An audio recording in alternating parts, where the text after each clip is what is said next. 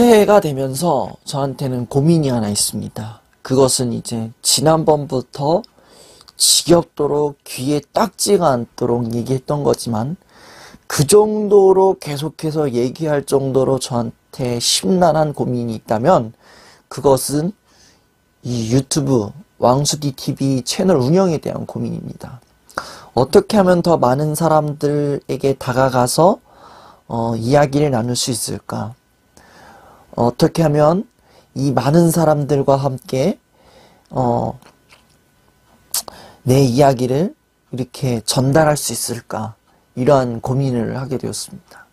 그래서 매 이 영상이 올라가고 나서부터 또 다른 새로운 이야기를 어떤 걸 나누면 좋을까 하면서 그 생각들을 메모하면서 원고를 준비하기도 하고요. 그리고 더 많은 사람들을 끌어모으기 위해서 유튜브 썸네일은 어떻게 하며 또 유튜브 알고리즘에 내가 어떻게 낄 수 있을까, 이런 거에 대한 그 영상들을 찾아보면서 많은 시도를 해봤지만 전반적으로 제가 원하는 만큼의 결과가 나오진 않았습니다. 유튜브 구독자 수는 계속해서 지지부진한 상태에 있고, 그리고 조회수도 마찬가지로 늘지도 않고 줄지도 않은 그 애매모호한 상황이 있다 보니까 그 숫자들을 보면서 저 스스로가 막 스트레스를 받으면서 어떻게 해야 되지? 라는 그러한 생각을 하게 되었습니다.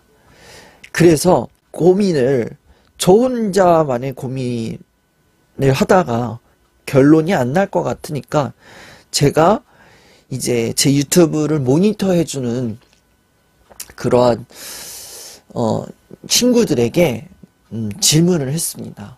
어떻게 하면 내가 더 많은 사람들과 함께 이야기를 나누고 내 영상이 더 많은 사람들에게 도달할 수 있을까?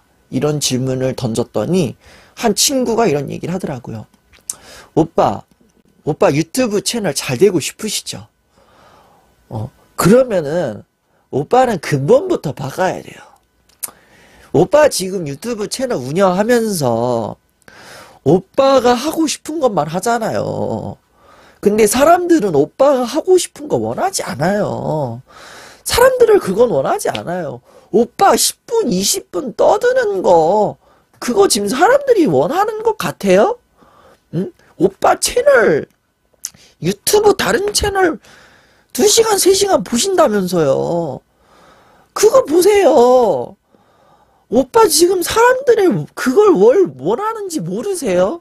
오빠 그게 또 문제예요. 이러면서 저에 대해서 막 이런 이야기를 막 하더라고요. 그 얘기를 듣고 더 심란해졌습니다. 사람들이 뭘 원하는 걸까? 내가 지금 번지수를 잘못 찾은 건가? 응? 내가 지금 뭐가 잘못된 거지? 이러면서 혼자서 막 하루 종일 막 그 고민을 하면서 밤을 막 지새울 때가 여러 날 있었어요. 그게 제가 그러한 이야기를 들으면서 그게 하루 이틀이면 끝나면 좋겠지만 일주일 내내 막 이렇게 고생하다 보니까 그 마음들을 이제 SNS에다가 이제 정리를 한 적이 있었어요. 사람들마다 포기하고 싶을 때가 있습니다. 공부면 공부, 일이면 일, 내가 살면서 나를 너무나도 힘들게 하는 그 일이 있다면 그 일을 포기하고 싶을 때가 있어요. 지금 상황이 너무나도 절망적이기 때문에 내가 이 일을 한다고 해서 나를 응원해준다거나 지지해준다거나 봐주는 사람이 없기 때문에, 또 어떤 사람은 여러 가지 일을 시도했지만 반복되는 실패와 좌절로 인해서 그 일을 포기하고 싶을 때가 있고, 더 나아가서는 나는 하루하루 살아도 뭘 해도 안 되는 놈이고 내가 이 어떠한 일을 하면서 내가 살아야 할 가치를 못 느끼고 있기 때문에 차라리 죽는 게 낫겠어 하면서 내 삶을, 자신의 삶을 포기하려고 할 때가 있다라는 거예요. 그렇죠. 뭐 내가 어떠한 일을 한다거나 내가 뭘 한다고 해서 내가 원하는 만큼의 결과가 나오지 않고 내가 이 일을 한다고 해서 나를 봐주는 사람이 없고 계속해서 반복적으로 실패와 좌절을 경험하게 되면은 내가 이 일을 하는 게 맞나? 이 질문을 던지면서 스스로를 너무나도 위축시키게 만들어요. 그러면서 할 수 있어라는 그 마음보다 내가 이게 맞나? 하면서 내가 할 수 있을까? 하면서 자신을 계속해서 위축시키기 때문에 그거에 대해서 포기하고 싶을 때가 있습니다. 그리고 내가 생각했을 때 나에겐 어떠한 유익이나 돌아오는 이득 같은 게 없기 때문에 나는 이 일을 포기하고 싶어. 나는 뭘 해도 실패야 이거는. 이러면서 내가 원하는, 내가 하고 있는 일들, 나를 너무나도 힘들게 하고 있는 그 일들을 포기하게 된다는 거예요. 결국에는 그럴 때 나 스스로에 대해서 나는 실패자다 라는 낙인을 결국에는 찍어버리게 되고 결국에는 자포자기한 상태에 빠져서 어떠한 일에 있어서에 대한 시도를 안 하게 되고 그리고 내가 할 수 있는 일인데도 불구하고 아니야 나는 안 해, 못해 이러면서 그렇게 나올 때가 있다라는 거예요. 저도 그런 것 같습니다. 아무리 10분, 15분 원고를 준비해서 여기 10분, 15분 찍으면서 아무리 열심히 내가 떠들어도 내 이야기 떠들고 영상을 올려도 이거를 이 조회수나 구독자 수는 여전히 그 자리이고 내가 지금 이 유튜브를 하면서 내 유튜브를 하는 것에 대해서 봐주는 사람이나 지지해주는 사람도 없고 이것을 도와주는 사람도 없고 그렇기 때문에 그냥 나 혼자서 뭔가 허드렛 일을 하는 것 같고 뭔가 외로운 마음이 들더라고요. 그래서 그러한 마음이 들다 보니까 내가 아무리 영상을 찍고 편집을 하고 업로드를 하고 나서 뭔가 내가 오늘 정말 보람찼다라는 생각이 들기보다 드는 생각이 뭐냐면은 공허한 마음이 들더라고요. 내 이야기를 과연 이거 들어줄 사람이나 있을까? 그리고 다른 사람들은 몇천 명이 보는데 나는 몇십 명, 또 뭐 뻔하면 그 숫자겠지 이러면서 혼자서 그 공허한 마음을 또 씹고 있더라고요. 그래서 그 마음이 너무나도 들어서 제가 이 SNS에다가 이제 유튜브 채널을 어떻게 해야 될지 모르겠습니다. 제가 많은 사람들과 이야기를 나누고 싶고 그러한 더 많은 사람들과 함께 마음을 나누고 싶은 마음에 유튜브 채널을 하였는데 그 진정성이 닿지 않는 것 같습니다. 이거를 2년이나 했는데 저는 뭘 해도 안 되는 것 같습니다. 그러면서 이제 이제 유튜브 채널을 이제 접어야 될 것 같습니다. 이런 얘기를 하였습니다. 그 내용을 이제 카카오톡의 단체 톡방에서 이제 보신 분들이 계셨나 봐요. 그러더니 이제 그 단톡방이 이제 막 불날 듯이 막 이제 저한테 카카오톡이 그냥 불나도록 막 이렇게 막 터지더라고요. 뭐 수디님 유튜브 운영 안 하신다고요? 수디님 영상 꾸준히 올리시면 되잖아요. 이러면서 수디님 그 유튜브 그 알고리즘 세계 그 별거 아니에요. 수디님 이거 말 잘 하고 이제 그거 검색어만 잘 하면은 이게 돼요? 이러면서 또 그러고, 뭐 이제, 또 어떤 분, 수디님 유튜브 잘 되려면 수디님이 기독교 크리에이터인지, 힐링 크리에이터인지, 어떤 사람인지 좀 캐릭터를 명확하게 하셔가지고, 그대로 그냥 그걸 밀고 붙이시면 나가면 유튜브 잘 될 텐데, 뭔 포기입니까? 포기는 배추 살 때는 하는 얘기죠. 이러면서 막 그러고 있는 거예요. 그러면서 이제 그 얘기가 막 오고 하니까 막 자기네들끼리 어떻게 하면 왕수디 TV를 이렇게 살릴 수 있을까? 이러면서 자기네들끼리 막 백분 토론을 하고 있는 거예요. 그런 상황에서 막 저는 그 멍 때리고 있는 거예요. 이 사람들 뭐 하는 거지 지금? 갑자기? 이러면서 막 그러더라. 평소에는 안 하던 인간들이 왜 갑자기 젖지랄이야 이러면서 멍 때리고 있는데 이렇게 메시지 막 이렇게 막 혼잡한 그 메시지 가운데서 어떤 분이 그 글을 남기셨더라고요. 수디님, 어떤 사람이 여기 글을 제가 써놨는데 어떤 사람이 블로그를 운영합니다. 그 사람이 이제 자신의 생각, 자신의 묵상들을 글을 올려놓습니다. 근데 그걸 봐주는 사람이 한 사람도 없더래요. 그래서 이제 블로그 운영을 하지 말아야지 하면서 저 이제 블로그 운영을 안 해야 될 것 같습니다. 라고 이제 글을 썼더니 그 다른 사람이 와가지고 그러더랍니다. 당신의 글을 보면서 제가 좀 편안하게 생활할 수 있게 되었습니다. 비로소 신앙이란 걸 알게 되고 삶이란 걸 알게 되었고 그리고 당신의 그 글을 통해서 하루하루를 정말 힘들지만 잘 극복하고 살고 있습니다.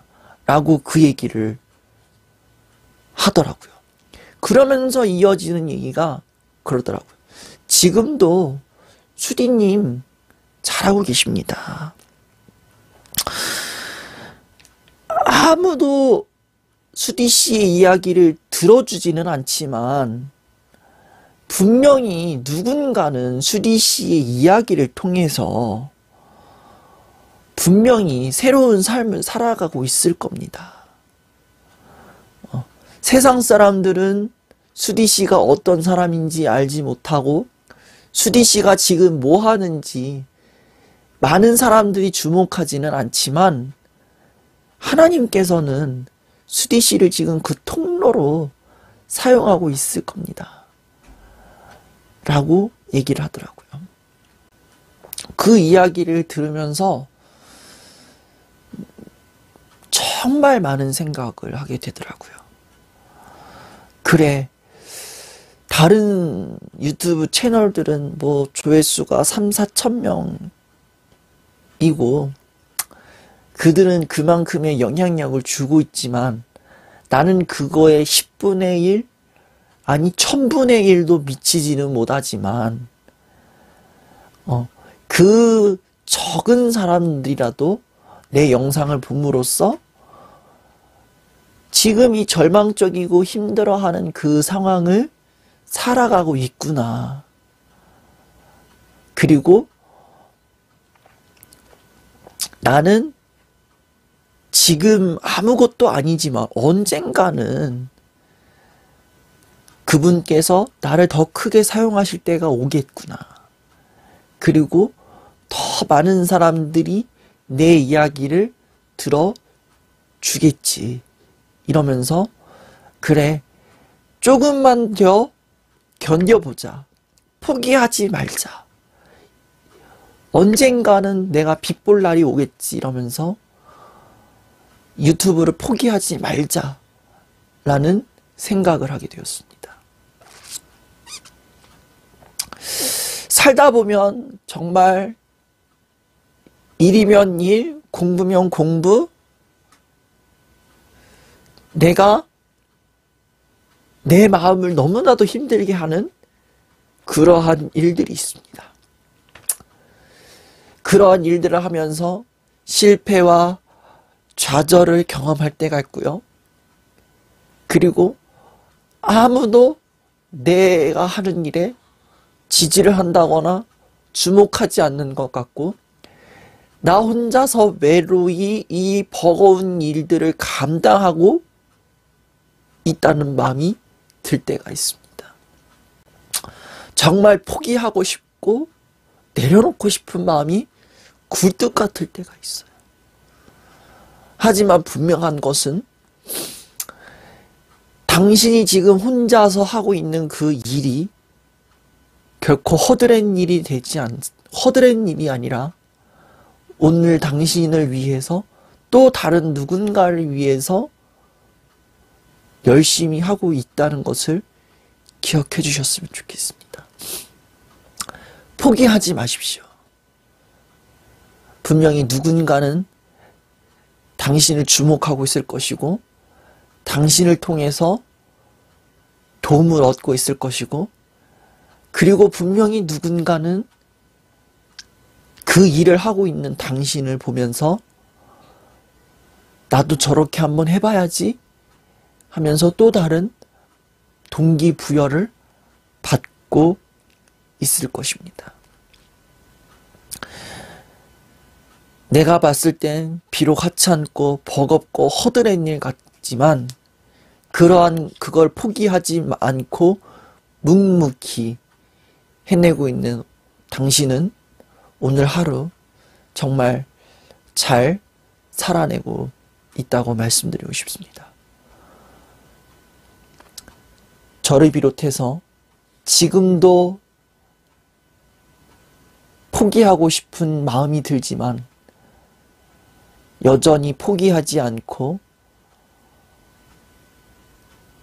내 할 일 묵묵히 나에게 맡겨진 일을 감당하고 있는 당신의 삶을 응원합니다. 오늘은 이 남녀관계의 사랑에 대한 이야기를 좀 나누려고 합니다. 미리 말씀을 드릴 게 있습니다. 참고로 저는 이제 모태솔로입니다. 모태솔로 28년 차고요. 그렇기 때문에 연애 경력이 한 번도 없기 때문에 이 모태솔로가 연애 관계에서의 사랑을 얘기한다는 게 굉장히 웃긴 일인 거 알고 있습니다. 뭐 지가 연애를 해본 적도 없으면서 무슨 사랑을 얘기를 해. 야씨 이런 사랑 얘기할 바에 그냥 네 여자친구 사귈 좀 네 여자친구나 구해라. 연애를 해라. 이러면서 그럴 거고 또 어떤 사람은 왕수디 씨는 사랑을 그렇게 생각하겠지만 우리가 생각하는 연애는 그렇게 생각 안 해요. 왕수디 씨가 너무 사랑을 몰라도 한참 몰라보라. 이런 얘기를 하실 것 같은데 이런 이 모태솔로들의 특징이 있어요. 이 사랑에 대해서 이 남녀관계 연애사에 대해서 굉장히 빠삭해요. 사람들 중에 누가 누구랑 사귄다, 쟤랑 사귄다 라는 얘기를 굉장히 잘 알아요. 먼저 알아들어요. 그리고 이 연애 고민을 많이 듣습니다. 예. 이 커플들이 이제 연애 고민이 있으면은 커플의 연애 고민은 커플을 찾아가야 되는데 꼭 솔로한테 찾아와가지고 연애 고민을 터놔요. 이제 좀 그렇죠. 뭐 굉장히 뭐 자기네들 입장에서는 행복한 상상이라고 볼 수 있겠죠. 뭐 이게 굉장히 고민이라고 하겠지만 모태솔로 입장에서는 이 커플들의 고민이 굉장히 행복한 상상이고 자기네들 배부른 소리 한다고 하겠죠. 그러면서 이 얘기 들어주면서 그래도 들어는 줘요.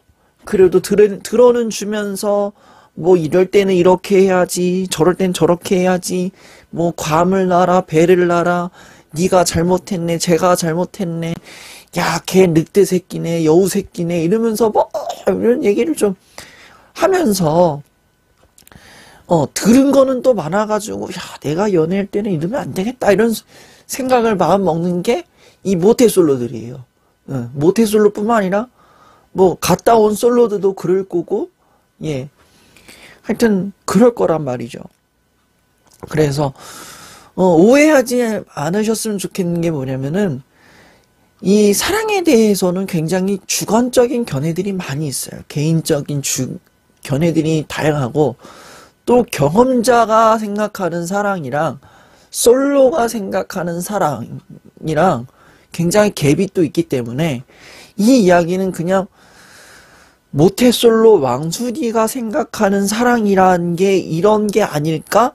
라는 거를 좀 생각하시고 보시는 게 좋을 것 같아요. 그래서 뭐, 이거 가지고 뭐 왕순이가 뭐 사랑을 이렇게 뭐, 이딴 식으로 봤네. 이러니까 네가 연애를 못하지. 이 쌍놈 새끼야. 이러면서 욕하지 마시고, 그냥 흘러가듯이 그냥, 얘는 이렇게 생각하는구나. 이러면서 그냥 넘어가 주셨으면 좋겠습니다.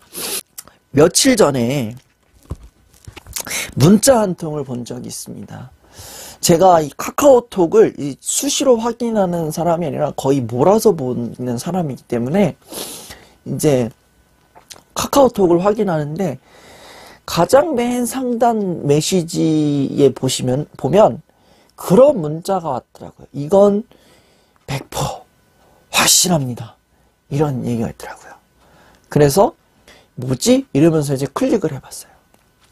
그래서 봤더니 이제 한 남성분이 이제 아는 여동생과 대화한 내용이더라고요. 그래서 뭐 하냐, 니 생각, 그 얘기 재밌다, 오늘 만날까, 어디서 볼까, 만나서 진지한 이야기를 좀 하고 싶다.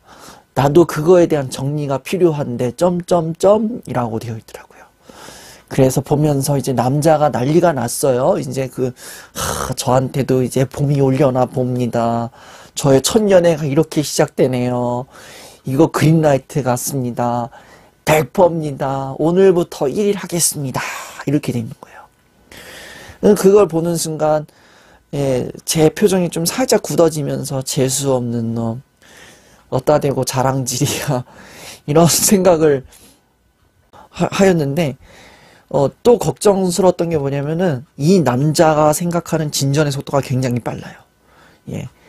제가 봤을 때는 이 문자만 봤을 때는 일단 보기로는 일단 그거 같아요. 일단 썸 관계인 것 같습니다.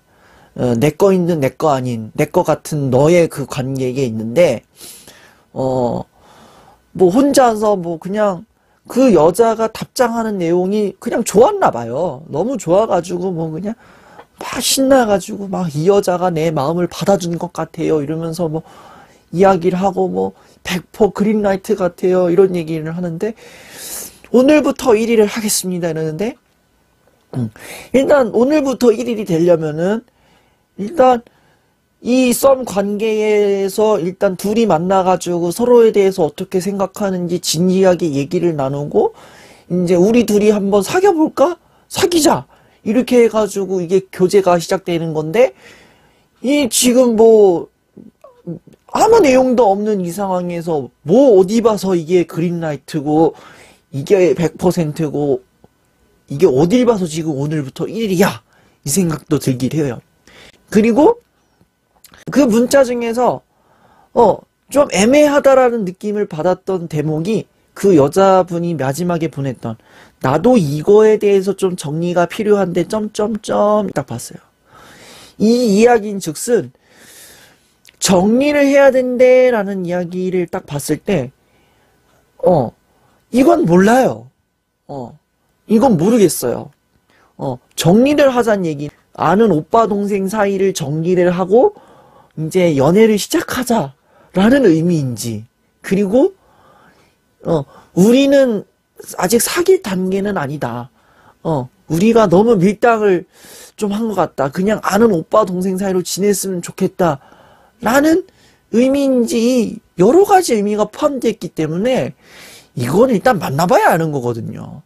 그래서 만나봐야 아는 거기 때문에 확실하게 모른다 라는 느낌이 딱 들었어요. 그래서 제가 이거 아니다, 이거는 좀 아닌 것 같아 이러면서 제가 진정시킨 게 일이 있었는데, 우리 사람들은 이 사랑에 빠지게 되면은 이 굉장한 판타지를 가지고 있는 것 같습니다.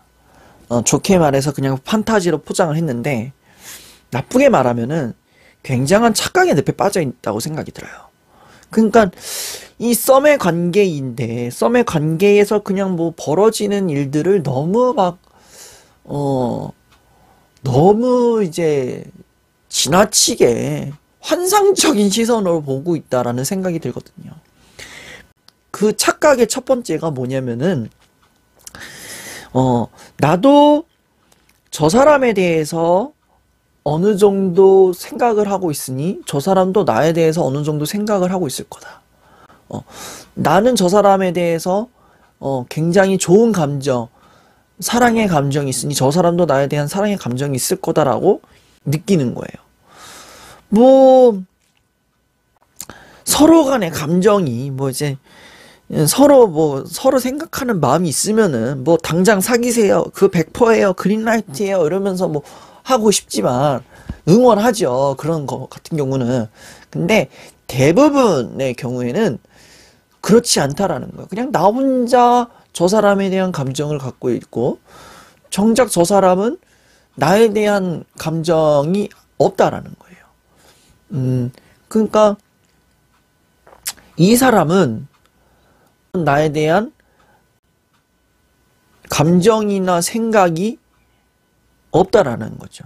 뭐 여러 가지 경우가 있겠죠. 진짜 본인의 스타일이 아니어서 나를 이제 배제한다거나 아니면은 이 사람이 연애에 대한 마음이 아직 없거나 아니면은 이 사람이 눈치를 못 챘거나 여러 가지 이유 중에 하나인데 뭐 그 사람은 나에 대한 생각이 없는데 혼자서 사랑에 빠져 있다. 나는 저 사람이랑 이제 곧 사귈 것 같다라는 그 생각에 빠져서 이 사람이 지금 나에 대해서 이 생각을 하고 있겠지?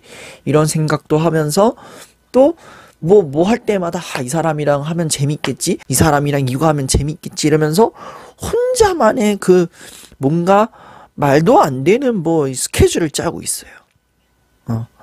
그리고 두 번째 착각이 뭐냐면은 그 사람은 그냥 행동한 그 사소한 행동에 너무 많은 의미 부여를 한다라는 거예요. 뭐 예를 들어서 이제 저 사람은 저쪽 안쪽에 있고 나는 요 바깥쪽에 앉아 있는데 저 사람이 나한테 먼저 뭐 수저를 줬다. 이거는 뭐 생각을 해보면은 의식적으로 보면은 이거 뭐 생각해보면 그렇잖아요. 뭐 당연히 수저통이 저 사람한테 가까이에 있으니까 저 사람이 이 바깥쪽에 있는 사람한테 먼저 그냥 준 건데 준 것일 뿐인데 그걸 본 나는 저 사람이 나 너무 좋아해서 나한테 먼저 수저 준 거 봐 이러면서 그러한 생각을 한다는 거죠. 그리고 뭐 이제 전화를 받은 것, 뭐 자기가 전화를 했는데 저 사람이 받은 것도 좋아해서 받은 거다. 뭐 저 사람이 나한테 뭘 줬는데 이거 좋아해서 그런 거 맞냐 이러면서 질문을 해요. 근데 제3자의 관점에서 봤을 때는 썸의 단계에서 한 행동인 것 같은데 이거는 뭐 감정 적인 게 아니라 그냥 사소한 행동인데 이걸 왜 이렇게 과대 포장을 하지?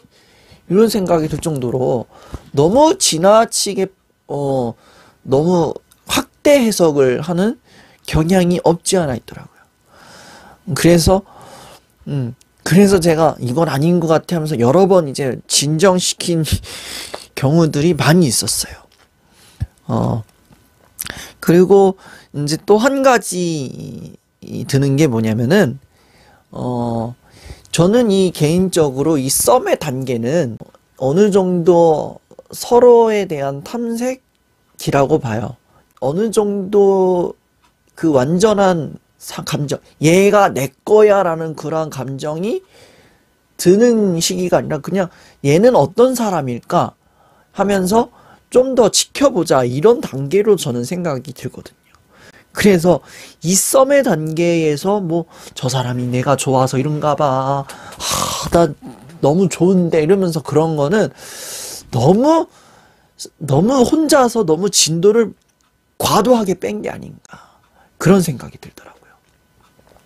그래서 저는 그런 단계에 있을 때마다 이 썸의 단계에 있어서 막 혼자서 막 이렇게 혼자서 막 난리 부르스 치고 뭐 혼자서 북치고 장구치고 이러는 사람들 볼 때마다 질문을 하고 싶은 게 뭐냐면은, 확실해? 100% 맞아? 그린라이트 확실해? 그리고 여기 한 가지 덧붙여서 하는 거는, 두 사람끼리 직접 만나서 얘기해 본 적 있어? 라는 질문을 딱 던지고 싶더라고요. 이건 굉장히 확실한 방법이 뭐냐면은, 이렇게 어느 정도 마음이 있으면은, 일단 중요한 거는 혼자서 뭐 이렇게 100%다, 그린라이트다 이런 거 하기 전에 일단 둘이 만나서, 둘이 직접 시간을 내서 만나가지고 한번 날 잡고 한번 이야기를 해보는 게 낫지 않을까. 그러면서 이 사람은 나를 어떻게 생각하는지, 나는 이 사람을 어떻게 생각하는지, 이런 얘기 저런 얘기 나누면서 뭐 한번 사귀어 봅시다. 아직은 아닌 것 같으니 일단 좋은 오빠 동생으로 지냅시다. 이러면서 이렇게 관계를 딱 심화를 짓는다면은, 마무리를 짓는다면은, 뭐 진도 과도하게 뺄 일도 없고, 뭐 나 혼자서 뭐 상처받을 일도 없고 그러지 않겠습니까? 대부분 사람들 보면 혼자서 100%다, 뭐 이건 그린라이트다 이러면서 혼자 팡팡 뛰다가 나중에 이제 원하는 그러한 뭐 연애의 결실이 맺어지지 않을 때는 엄청 상처받더라고요. 그런 상처 안 받으려면 일단 대화를 해야 되지 않겠습니까? 그래서 굉장히 중요한 거는 조금 이 남녀 관계에서, 특히 이 썸의 관계에 있어서 적당한 탐색을 하되, 그리고 진득하게 대화 한번 해보시라, 이렇게 말씀을 드리고 싶어요. 뭐 이런 얘기를 하면은 분명히 이럴 거예요. 왕수리, 네가 연애를 안 해봐서 그래.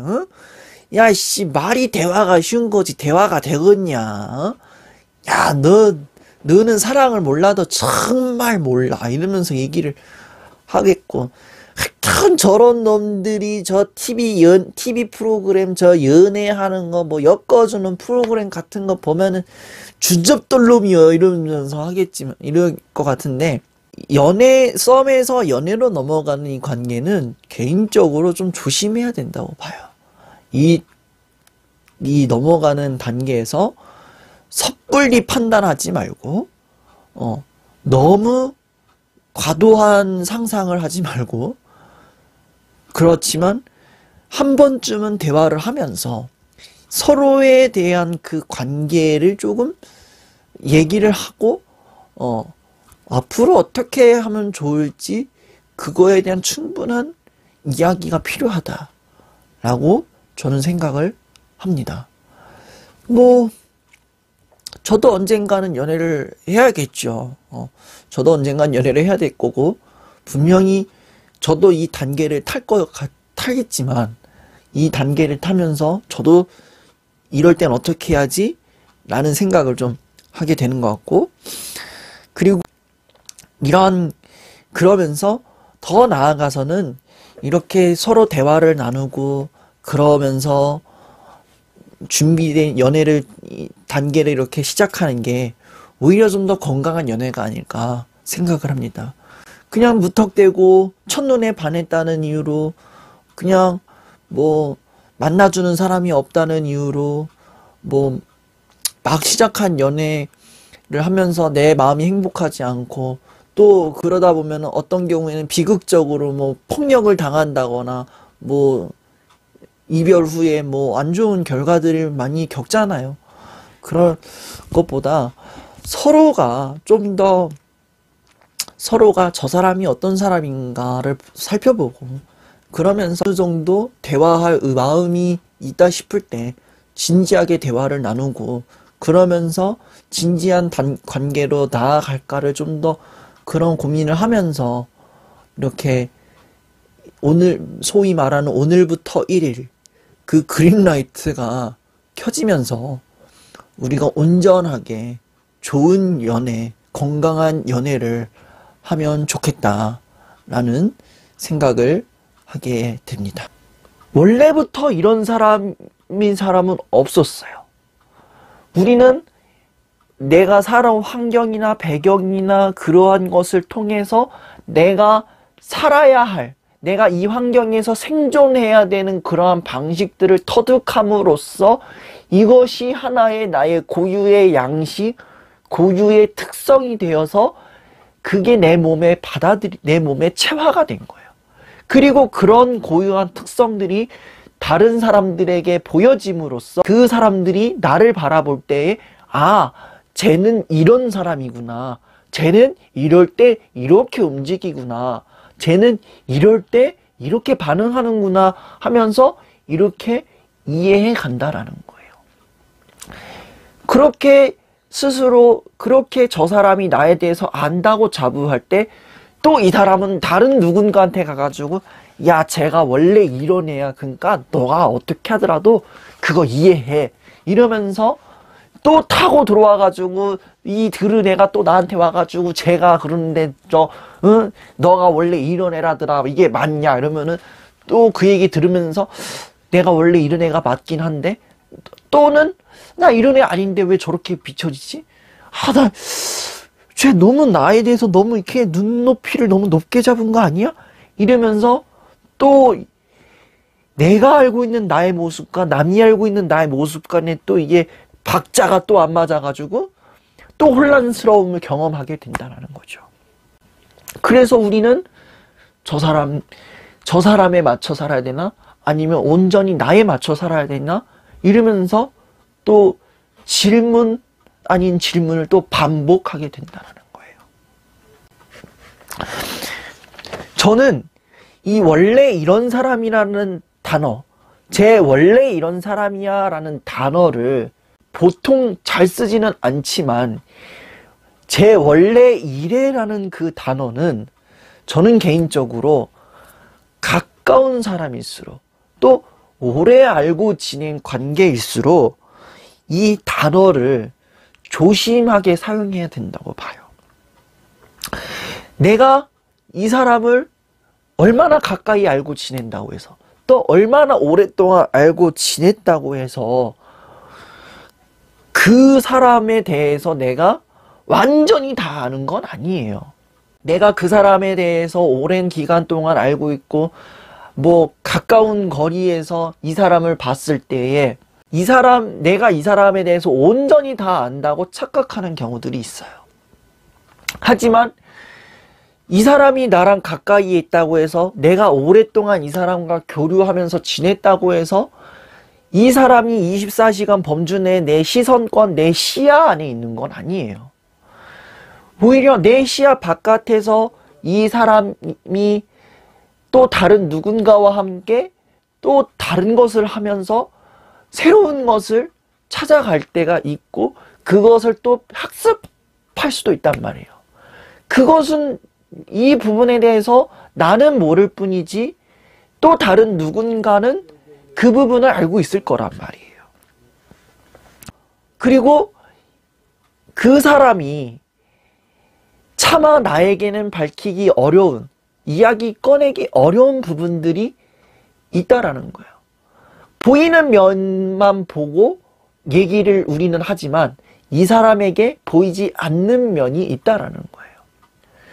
그래서 아는 면도 물론 많이 있겠지만 모르는 면이 분명히 존재할 거란 말이에요. 그렇다고 해서 아이씨 제가 나에 대해서 이런 걸 얘기를 안 해? 나 한동안 쟤에 대해서 뭐 오랫동안 모르고 있었던 거야? 와 어떻게 친구라는 애가 이럴 수가 있냐? 아니 알고 지낸 시간이 얼마인데 나한테 이런 얘기를 안 할 수가 있지 하면서 너 이거 좀 서운하다 하면서 그렇게 얘기할 이유가 있을까? 그렇게 할 필요가 있을까? 절대 그럴 필요가 없다라는 거예요. 분명히 이 사람이 나한테 얘기하지 못한 것에 대해서 분명히 이유가 있을 거고 그리고 이 사람이 자신의 이 이야기를 꺼내는 데 대해서 이 사람에게 나에게는 꺼내지 못한 그 부분이 아직까지는 섣부른 타이밍이니 뒤로 늦췄을 뿐이지 언젠가는 관계가 무르익을 즈음에 상대방과 나와의 관계가 어느 정도 무르익고 이 상대방이 나에게 어느 정도 마음을 놓고 놓고 이야기를 할 때에 자신이 차마 얘기하지 못했던 부분, 그리고 자신이 비밀로 갖고 있었던 그 그늘진 부분에 대해서 분명히 얘기할 거란 말이에요. 모든 사람들은 오랫동안 관계를 알고 지낸다고 해서 모든 것을 다 한꺼번에 오픈하진 않아요. 우리가 24시간 정보 공개 사이트가 아니지 않습니까? 알고 지낸다고 해가지고 내 정보를 막 다 터트려가지고 오늘의 TMI 막 꺼내지는 않잖아요. 그것처럼 관계가 아무리 가까워도 지켜야 되는 선이 있고, 그리고 꺼내야 될 부분이 어느 정도 있기 때문에 그것을 적당하게 지키기 위해서 얘기를 꺼내지 않을 뿐이지, 분명히 시간이 지나면은 언젠가 알게 될 거라는 거예요. 그러니 우리는 이 관계 속에서 얘 원래 이런 사람이야 라는 것을, 얘 원래 이런 사람이야 하고 넘어갈 게 아니라, 이 사람에 대해서 오늘은 왜 그럴까? 오늘 왜 이런 걸까? 하면서 관심을 조금 가지고 살아갈 수 있어야 된다는 거예요. 저는 이 가까운 관계에 있을수록 필요한 게 있다면은 물음표라고 생각을 합니다. 이 관계에 있어서 또 마침표, 느낌표, 물음표 등등등등의 문장 부호 같은 게 있다고 저는 생각을 합니다. 마침표 같은 경우에는 그냥 지나가는 듯한 마침의 표시, 이런 것을 의미한다면, 느낌표는 확신을 주는 어떠한 관계에 있어서의 확신의 표현이라고 볼 수 있고, 물음표는 어느 정도 호기심을 주는, 이 사람에 대해서 호기심을 갖게 되는 일종의 관심의 표시라고 저는 생각합니다. 오래 알고 지내서 또 가까이에 있어서 그러한 이유로 이 사람이 원래 저래 하면서 아유 또 시작이네 또 시작이요, 재벌을 걔 못 준다니까, 아유 니 기를 이러면서 아유 저거는 신경 안 쓰고 지나가면 그만이요, 그냥 그런갑다 하고 지나가야지 하면서 마침표를 찍어서 무관심하게 갈 거 아니라, 또 그리고 오래 알고 지내서 또 가까이에 있어서 내가 저 사람에 대해서 많은 것을 알고 있다 확신하면서 함부로 저 사람에 대해서 어떠한 행동이나 어떠한 성격적인 부분에 있어서 단정을 짓는다거나 평가를 내린다거나, 또 내가 이 사람에 대해서 많은 걸 알고 있으니 저 사람도 나에 대해서 많은 걸 알고 있을 거고, 내가 이 사람을 굉장히 가까이서 보고 좋아할 테니 저 사람도 나를 좋아할 거야 하면서 느낌표 찍어가지고 갑자기 그 관계에 돌진을 하는 게 아니라, 오래 알고 지낸 관계일수록, 또 가까이에 있는 관계일수록 우리는 조금씩 저 사람에 대해서 상대방에 대한 호기심을 가지고, 오늘은 저 사람이 어떨까? 오늘은 왜 그럴까? 오늘은 이 사람이 어떻게 반응을 해줄까? 이러면서 조금씩 물음표를 찍어가면서 조금씩 그 가까운 관계를 조금씩 나아가면서 일말의 관심을 표현할 수 있어야 된다고 저는 생각을 합니다. 이것이 이 관계를 더 오랫동안 지속시키고 조금 더 가까이 유지시킬 수 있는 하나의 방법이라고 저는 생각을 합니다. 그러니 우리의 관계를 너무 가볍게 여겨서는 안 된다. 그리고 저 사람이 원래 이래, 저 사람은 원래 이런 사람이야 하면서 그냥 지나갈 게 아니라, 저 사람은 오늘 왜 이럴까? 저 사람 오늘 뭘까? 나에게 보여주지 않은 뭔가 다른 면을 보이는 것 같은데? 하면서 조금 더 관심을 기울이면서 그 관계에 나아갈 수 있어야 된다는 거예요. 그럴수록 우리 이 사람들의 관계는 조금 더 성숙해질 것이고, 또 그 열매에, 그 관계 속에서 조금 더 깊은 열매가 맺어질 거라고 저는 생각합니다. 우리의 관계가 알면 알수록 새로운 것을 알아내게 되는 것처럼, 그리고 그 관계가 길면 길어질수록 이해하고 배려하는 선이 늘어나는 것처럼, 우리의 관계가 조금 더 관심을 기울이고 조금 더 배려해주고 신경 써주면서, 그리고 새로운 것을 찾아냄으로써 우리의 관계가 조금 더 성숙해지고, 그리고 조금 더 오래오래 지속될 수 있는 그 무르익어가는 관계가 될 수 있기를 바랍니다. 감사합니다. 저의 이야기를 좀 해보려고 합니다. 이 이야기를 꺼내는 데 있어서 제가 유튜브에서도 그냥 이렇게 스쳐 지나가듯이 얘기했었고, 저의 가족들이나 친구들, 지인들도 잘 모르는 이야기이기도 하고, 또 이 이야기를 꺼내는 게 저한테는 이 한 시즌이 굉장히 흉터와 같은 시즌이었기 때문에 이 이야기를 꺼내는 데 있어서 굉장한 부담을 느꼈습니다. 그래서 어떻게 할까 하면서 촬영 직전까지 그 생각을 하다가, 그래도 한 번쯤은 넘어가야 할 이야기인 것 같고, 제가 생각한 이 오늘의 주제를 꺼내기 위해서는 이 이야기는 짚고 가야겠다 싶어서 어쩔 수 없이 저와 저를 마주하는 마음으로 이 이야기를 꺼내게 되는 것 같습니다. 저는 이제 28살이죠. 이제 28살이고 이제 생일이 지나면 이제 27년의 삶을 사는데, 그동안의 제 모습을 돌아본다면 딱 두 문장으로 표현할 수 있을 것 같아요. 정말 바보처럼 살았구나. 정말 피곤하게 살았구나. 이렇게 표현할 수 있을 것 같아요. 바보처럼 살았다라는 거는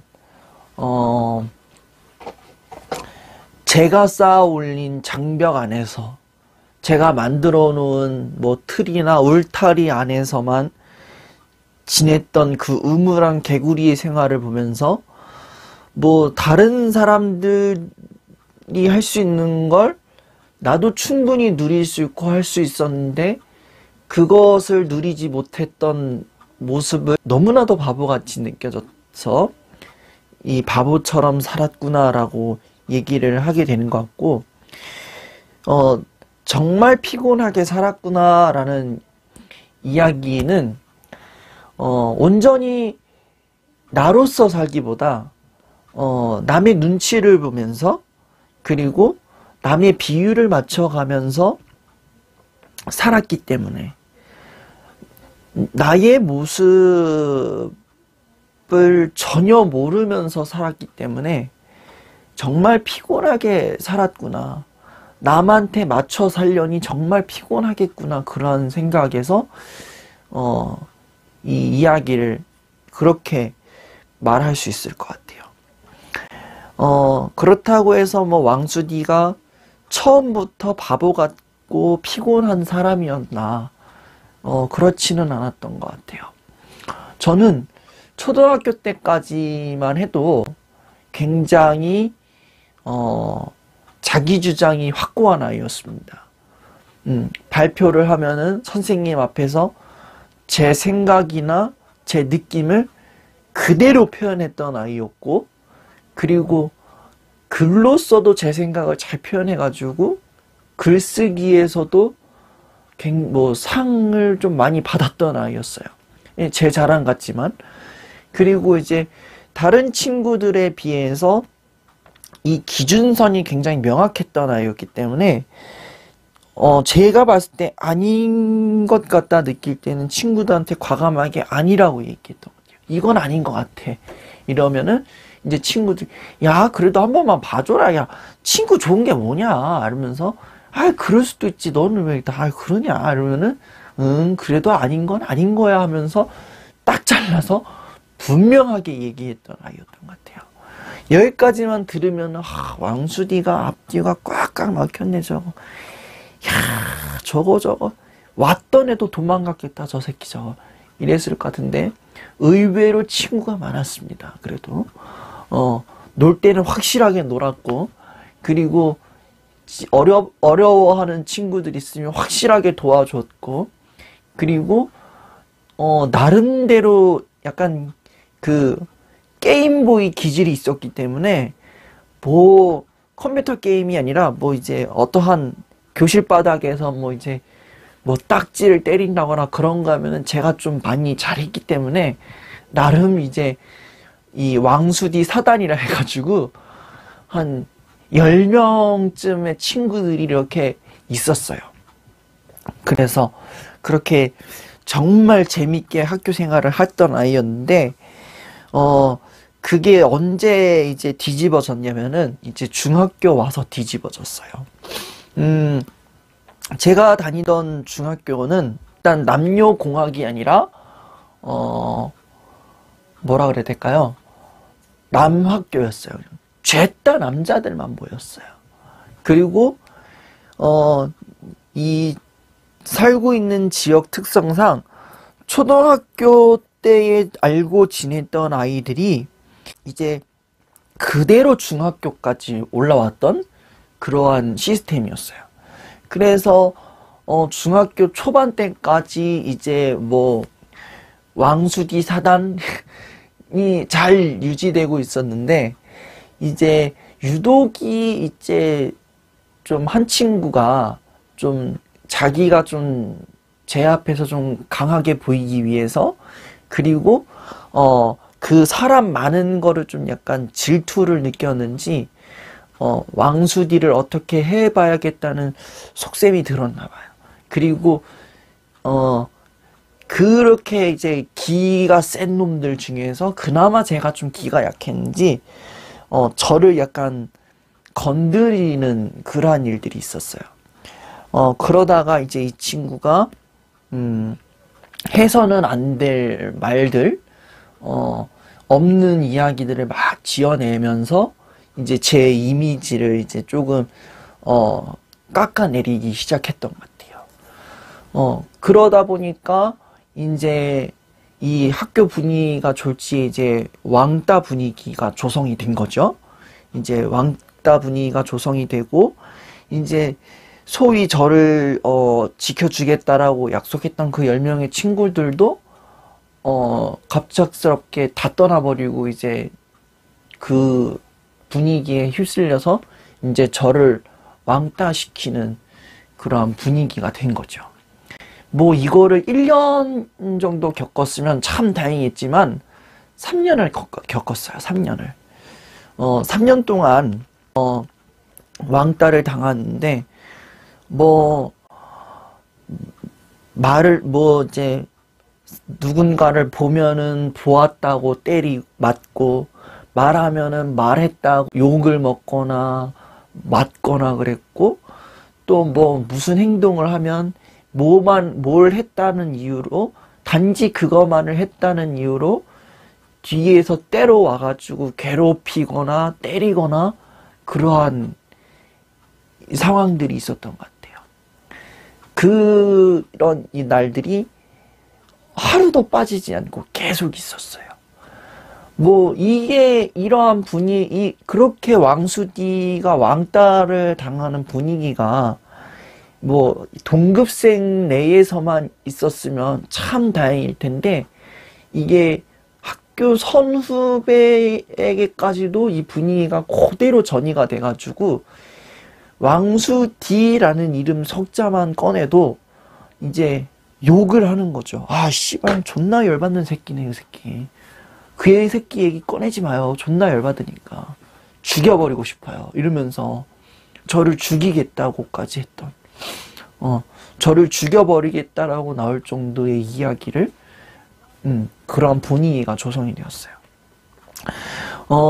그렇게 뭐 맞으면서 살고 욕먹으면서 지내다 보니까 저도 제 나름대로 이제 살아보겠다고, 그 분위기 내에서 살아보겠다고 저 혼자만의 약간 생존 방식을 좀 약간 강구했던 것 같아요. 그래서 제 눈에 안 띄려면 제가 있을 때 뭘 하면 안 돼 이러면서 이런 거, 그러한 것들을 다 하다 보니까 모든 사람들의 눈치를 보는 거죠. 제가 언제쯤 내 시야에서 벗어날까? 지금 나는 뭘 해야 되는데? 이러면서 이제 저 아이가 벗어날 때 비로소 이제 제가 뭔가를 해요. 그리고 또 이쪽에 이제 제가 이렇게 뭐 노트를 적는다거나 그러는데 또 반대편에 누가 오면은 또 무슨 도둑이 재발절이듯이 막 바로 접어가지고 또 눈치를 봐요. 언제쯤 사라지지? 빨리 사라져야 될 텐데. 이러면서 또 시야에서 벗어나면 또 다시 뭐 노트 필기 같은 거, 뭐 수업 시간에 정리했던 거 이렇게 다시 정리하고 막 그랬던 것 같아요. 그러다가 또 잘못 걸리면 야, 이 새끼 또 노트 정리하는 거 봐라 이러면서 노트 뺏기고 노트로 이제 머리를 때린다거나, 아니면은 더 심한 애는 그 노트 종이를 쫙 찢어가지고 휴지통에 버려버리고, 아예 다시 못 붙일 정도로 다 갈기갈기 찢어놔서 휴지통에다 버리고, 그런 괴롭힘이 있었어요. 그렇게 3년을 살다 보니까 중학교 생활은 나로서가 아니라 그냥 눈치 보면서 눈치 보는 삶을 살았던 것 같아요. 그래서 이제 이 중학교 3년을 정말 힘들게 보내고 나서 고등학교 초반 때까지 이제 이렇게 힘들게 있다가 이제 그 왕따를 시킨 그 원흉이 이제 강제 전학을 가게 되고, 그러고 나서 이제 학교 폭력 사태가 끝났어요. 고등학교 때. 그래서 그때 이제 다시 왕수디 사단들이 조금 약간 와서 막 이제 수디야 그러면서 막 거기에서 좀 약간 니네들이 돌아와서 난 너무 기뻐 이런 느낌보다 좀 약간 당황스러웠었던 것 같아요. 뭐야 몇 년 진작에 이러던가 뭐지 이거? 얘네들 나 괴롭히려고 온 거 아니야? 이러다 보니까 이제 약간 이 친구들과 알게 모르게 막 거리를 뒀던 것 같아요. 그리고 이제 이 왕따의 원흉이 이제 벗어났으니 비로소 이제 난 좀 자유롭게 학교 생활 하겠다 그랬는데, 학교 생활이 그렇게 또 순탄하진 않았어요. 고등학교에서도 여전히 그 중학교 때 겪었던 그 상처로 인해서 쟤도 설마 나한테 저러는 거 아니야? 나 어떡해? 이러한 생각들이 여전히 있었기 때문에 누군가가 다가오면은 약간 대인 기피증인 것처럼 좀 사람들을 기피하게 되고, 또 제가 나를 해코지 할까봐 또 그게 무서워서 눈치를 보면서 살았던 것 같아요. 그래서 비로소 나답게 살 수 있는 상황임에도 불구하고 여전히 남의 눈치를 봐가면서 남의 비비를 맞춰가면서 좀 살지 않았나 그랬던 것 같아요. 그래서 고등학교 때도 여자 혼자 막 이렇게 시간을 보내면서 했었고, 또 그때도 마찬가지로 외로운 감정이 막 이렇게 오가서 들었기 때문에 이 외로운 감정들을 어떻게 커트를 할까 이러다가 이제 그냥 무식하게 그냥 내 할 일 하자 이러면서 했는데, 애들이 막 놀러 가자 그러면 싫어 이러면서 막 경기를 일으키면서 혼자만의 막 그런 시간을 보냈던 것 같아요. 그렇게 이제 고등학교 생활을 끝내면서 이제 대학교 넘어오고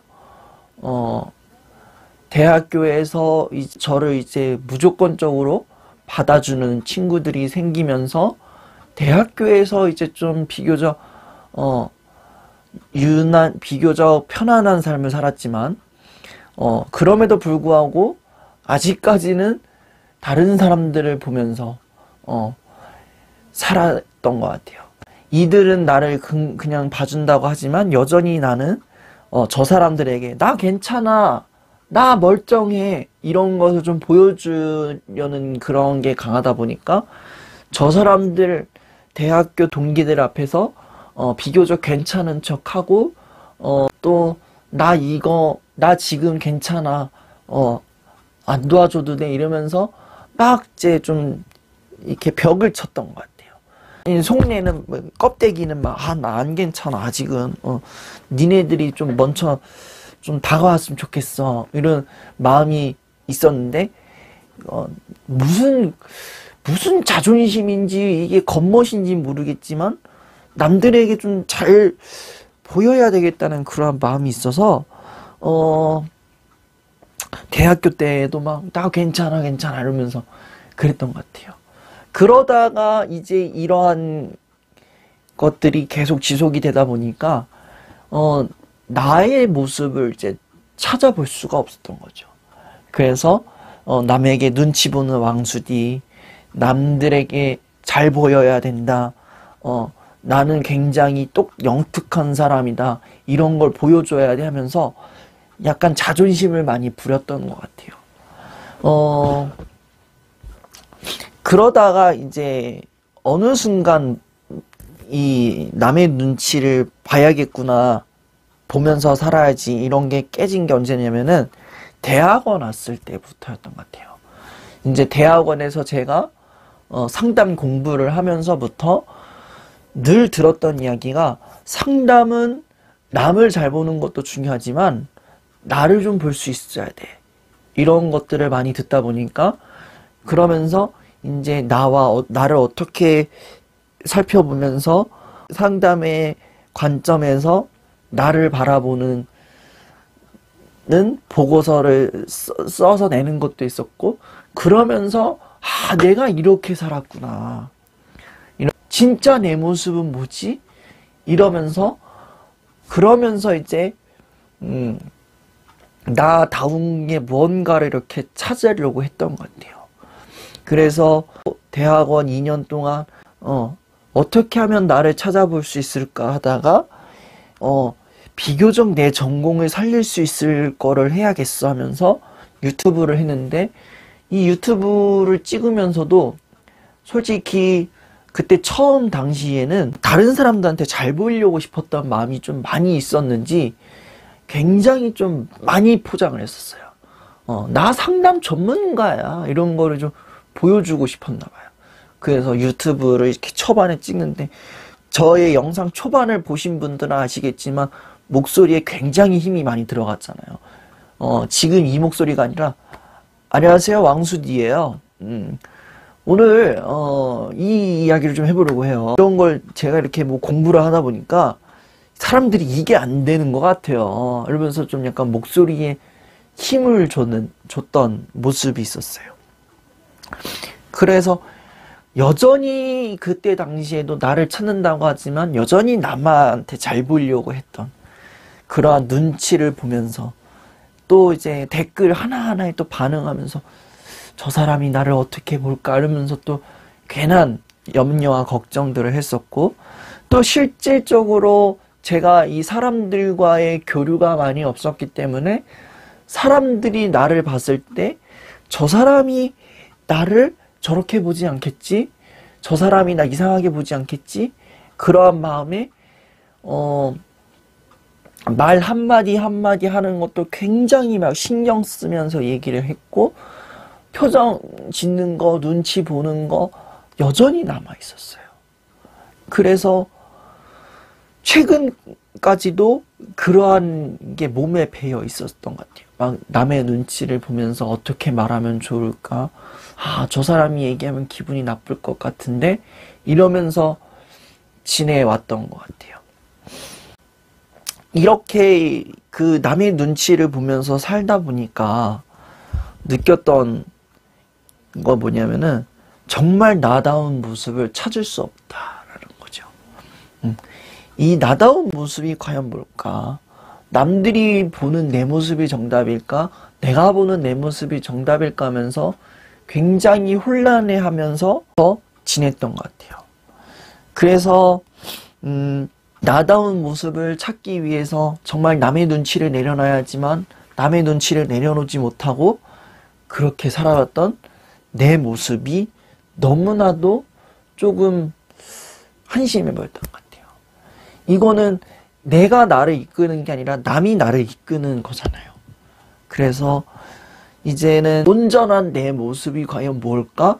이러면서 지금까지도 그 과정을 밟고 있는 것 같아요. 아직까지도 온전한 내 모습이 뭘까? 그리고 지금 나다운 게 뭘까? 이러면서 계속 나다운 모습을 찾아가고 있는 것 같아요. 지금은 내가 내 나다운 게 딱 이런 거야. 답은 찾지 못했지만 지금 내가 하고 싶은 것, 내가 하고 있는 것들, 그리고 이러한 일련의 과정들을 거쳐가면서 비로소 나다운 것을 찾아갈 수 있지 않을까? 그러한 생각을 하게 됩니다. 내 인생은 언제쯤 활짝 펴질까? 내 인생은 언제쯤 두 발을 뻗고 잠잘 날이 올까? 언제쯤 편해질까? 그러한 생각을 하게 될 때가 있어요. 그런 분들에게 말씀드리기를, 모든 일에는 다 가장 적당한 때가 있다. 내 꽃을 못 피우게 하는 주변의 풀들, 잡초들 뽑아내고, 그리고 나를 다독여 줄 수 있는 물을 주면서 그렇게 여름까지 수고를 하다 보면 겨울에는 반드시 그 꽃이 맺어질 것입니다.